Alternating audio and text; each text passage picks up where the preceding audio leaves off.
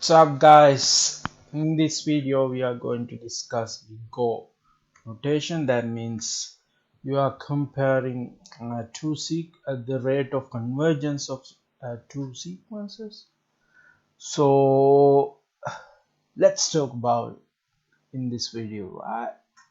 So suppose we have two sequences, say xn is a sequence and alpha n is another sequence. Both converges to 0, right? Converges to 0. Now we want to measure the rates of convergence of these two sequences. Which one goes to 0 faster than the other one does, right?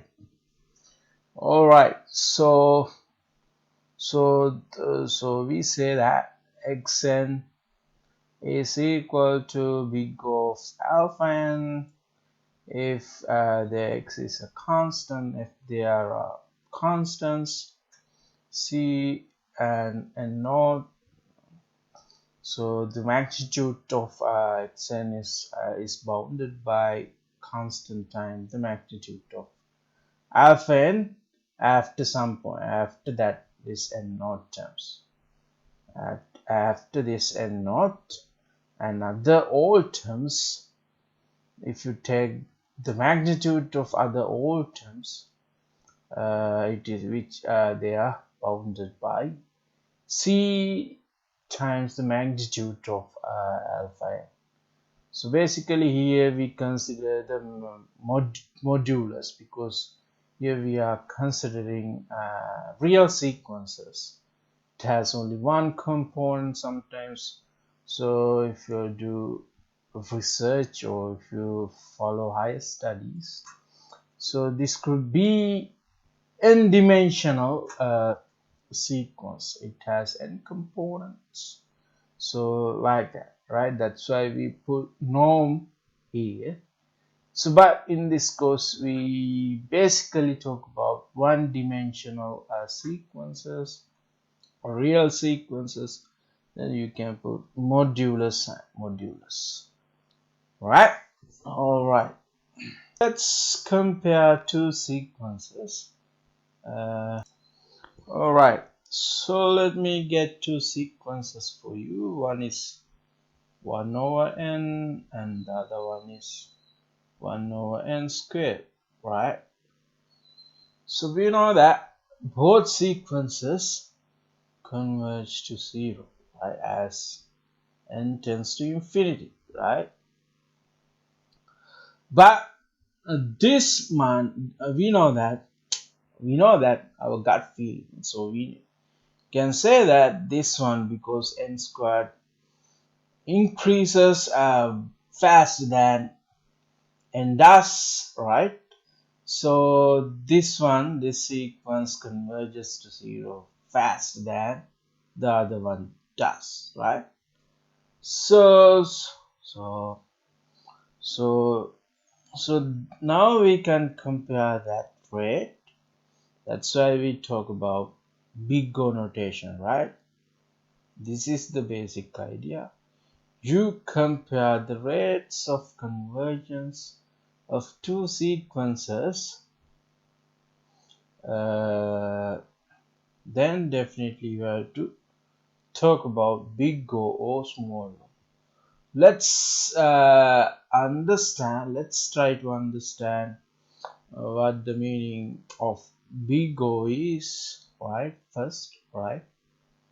All right, let's take two sequences. Xn is a sequence and Yn. We want to compare the rates of convergence of these two sequences, and this one goes to 0. This one also goes to 0 as n tends to infinity, right? If there exists some constant, positive constant,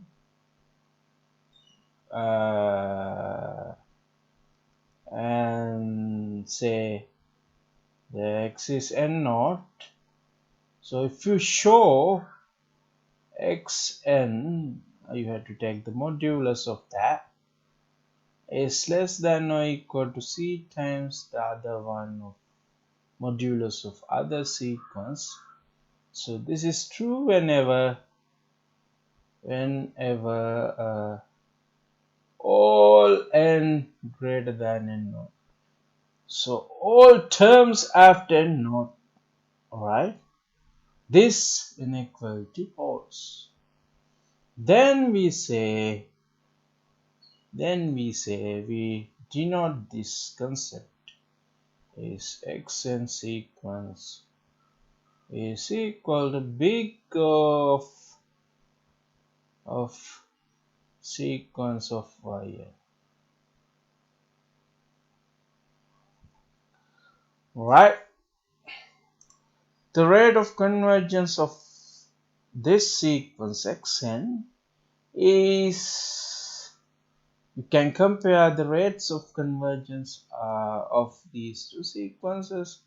Here, if you have this condition, the rate of convergence of xn is at least is equal to or less than or equal to the rate of convergence of x or yn.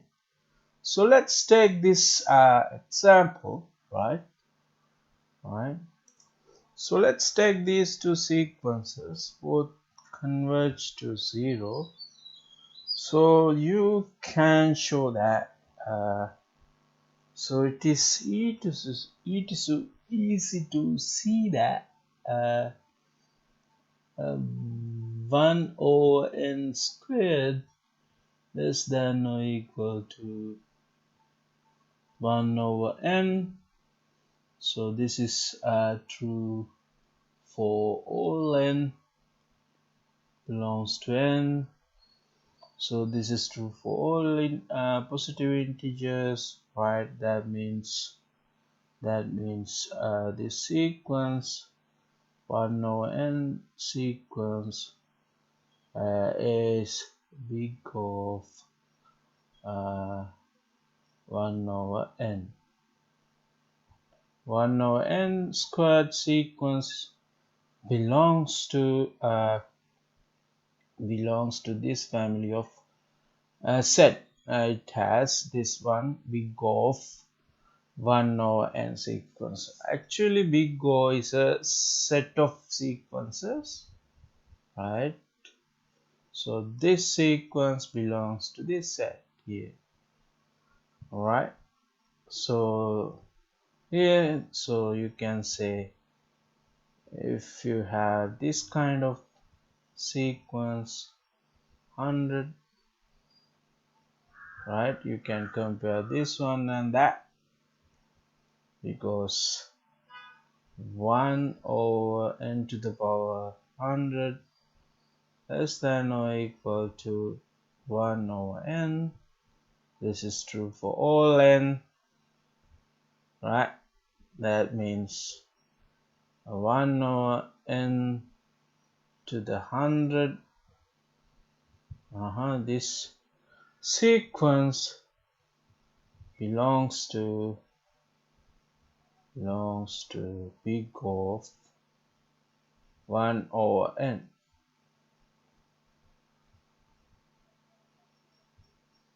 Right? Hope you understood this bit here.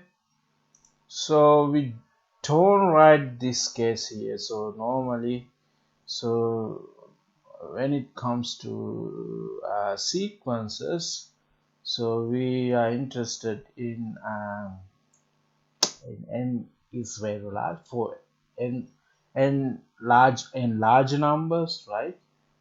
So we don't mention this one here, as this is true for n goes to infinity. We don't need to mention this bit, right? You just if you express in this way, that means you are comparing rates of convergence for large n of these sequences for large n, right? Similarly, we can compare functions, two functions, right? In the similar way, right? So suppose we have two functions f and g, both approaches 0, for instance, right? As x tends to infinity, right? If there exists a positive constant c, and say if there exists a positive constant c and x naught such that modulus of yeah, so in this case we consider positive functions, right?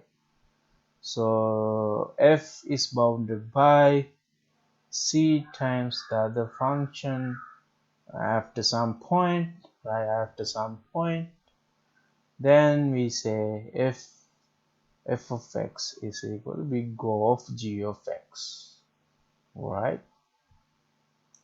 If you look at these two functions, right, you can compare the rates of convergence, right? We know that. So 1 over x, so divided by, so rate of convergence, let's look at the rate of convergence as for large x values, right? So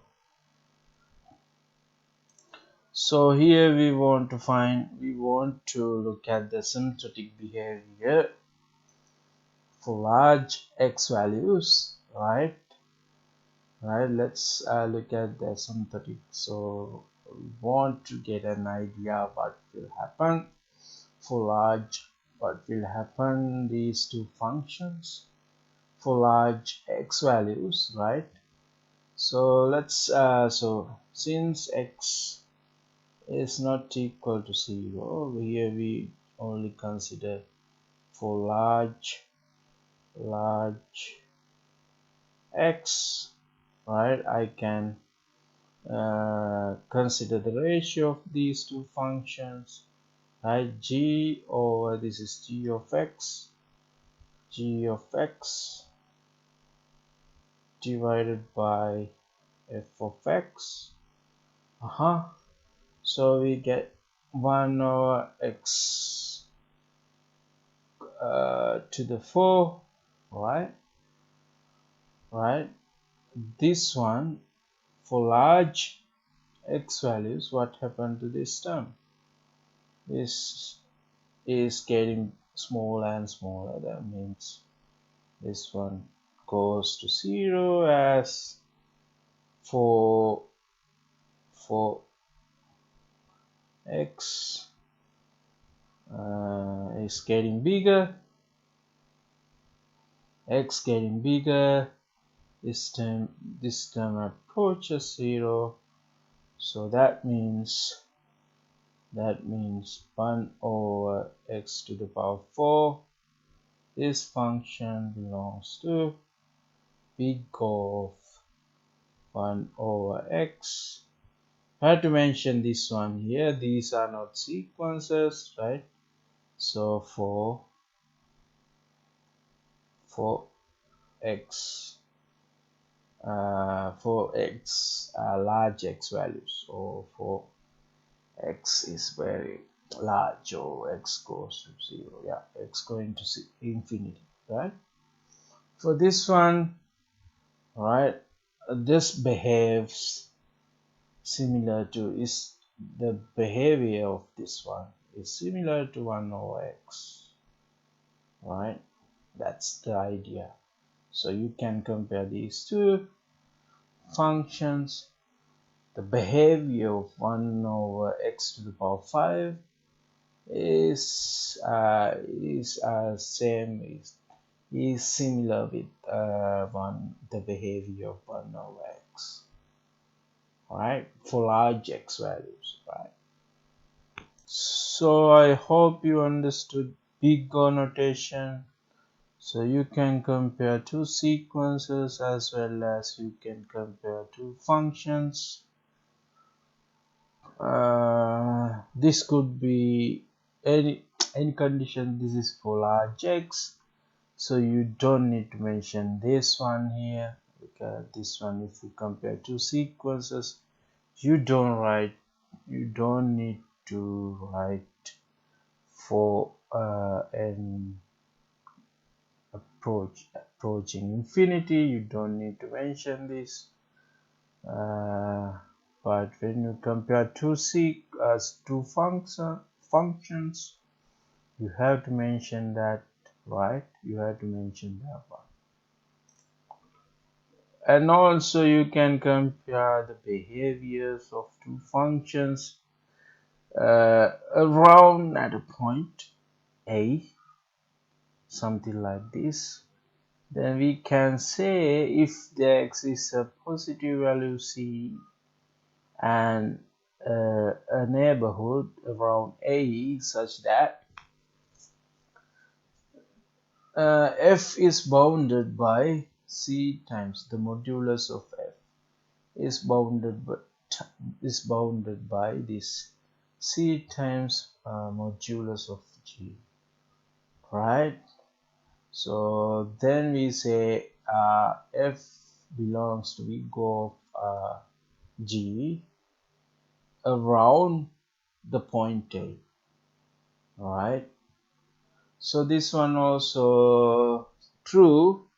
So if G is not equal to 0 around this interval, in this interval G does not hit 0, then you can talk about the quotient, the ratio of these things.